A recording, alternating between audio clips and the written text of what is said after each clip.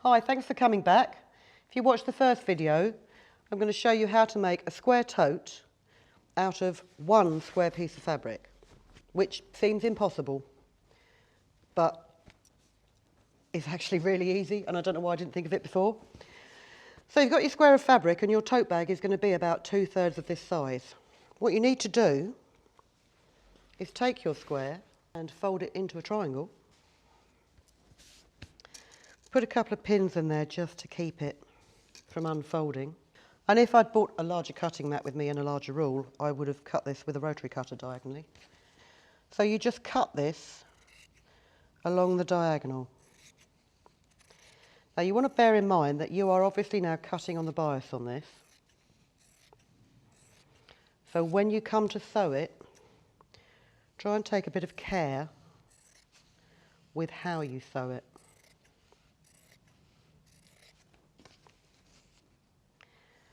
And actually what I'm going to do, it's not something that I've done when I did the preparation for this, but because I know the pitfalls of it now, I'm just going to stay stitch those diagonal edges. And by stay stitch, I mean I'm just going to run a straight stitch about 2 millimeters in from each edge to stop it, because you can see how much it's going to stretch, and I don't want it to do that. So bear with me, let's just set my seam a little bit longer so it doesn't take quite so long. It's not imperative. If you can't be bothered to do it, then don't do it. It just does make your life a little bit easier when you come to finishing the bag.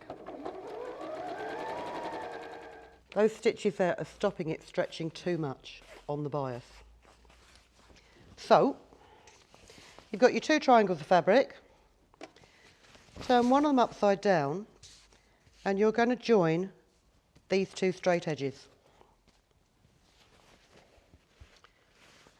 And these are going to be much easier to sew because they are with the grain of the fabric and they're not on the bias.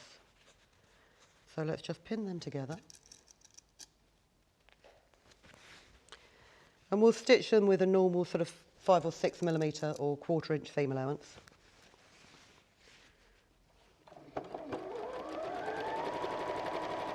Now if you've got an overlocker, that's the perfect seam to overlock, because this bag has no lining. And so you don't really want it to fray, but as I haven't got an overlocker and I can't be bothered to run a zigzag stitch down there, what I've got the seam here. I'm just going to fold the fabric over so the seam is here and pin it. Do you know, I'm going to get rid of that needle because it's just getting in the way.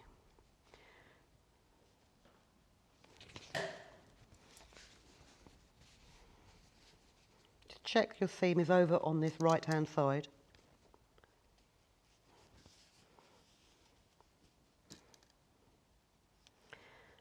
And then pop it back in the machine, line up the edge of the seam with the left hand side of the inside of your foot, and then just move your, no, that way, move your needle over to the left with the zigzag adjustment so that it's stitching closely to that seam and it's holding it flat on the inside. It strengthens the seam and it also gives it less chance of fraying.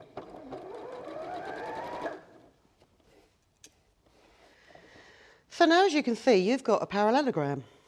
Parallelogram? Parallelogram. So you can see now that if you fold in this point here and you fold in this point here, that's how you get your square, 2 squares out of a square. So we just need to sew these seams in the same way to join them together. Remember to put your stitch back to the middle before you go any further. So just pop it in there, and then before you turn it the right side out, if you again just always move it the wrong way. Move your needle across, flatten that seam and top stitch it. And do that while the bag is still inside out, because what you can do is you can just adjust. Once you get to this bit, you can pull the top of the bag forwards to carry on stitching the rest of the bag. And I quite often find it's easier to sew things inside out sometimes. So that's that seam finished. Now I'll turn it the right way out. And you can see now that you've got a tube. And the great thing with this method is, although your directional fabric is now at an angle, both bits are still the same way up. So your flowers are still pointing in that direction. So I'm going to sew this into a bag. Now you can do this two ways. You can either have it with a diagonal across the sides of it, or I quite like folding it like this. So you have a point at the top on one side and a point at the bottom of the other. So we'll turn it inside out. Line it up so you've got the point there, so you can put a pin in this side. And then manipulate it again so that that seam lines up there, so it's perfectly central.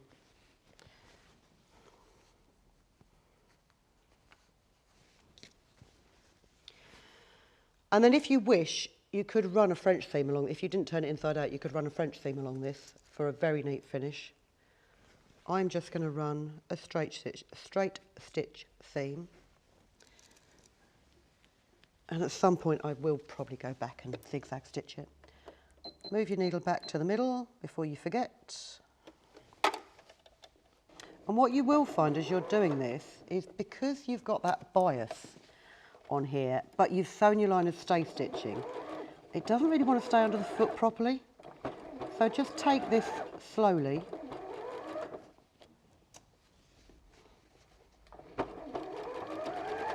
You might even find a walking foot would help you with this. But that's okay. I'm just going to zigzag stitch this. And give it quite a wide zigzag, just to make doubly sure that all of my seams are enclosed. And then simply turn it inside out. So you have your bag. Now what I'm going to do is just neaten up that top, and I'm just going to pin a double hem along this top edge and then show you how to attach your straps. So if you come back to me in the next part of the video, because it's really boring watching me just pinning a hem, I'll be ready for you. I'll put a link in the description below so you can find us easily. See you in a minute.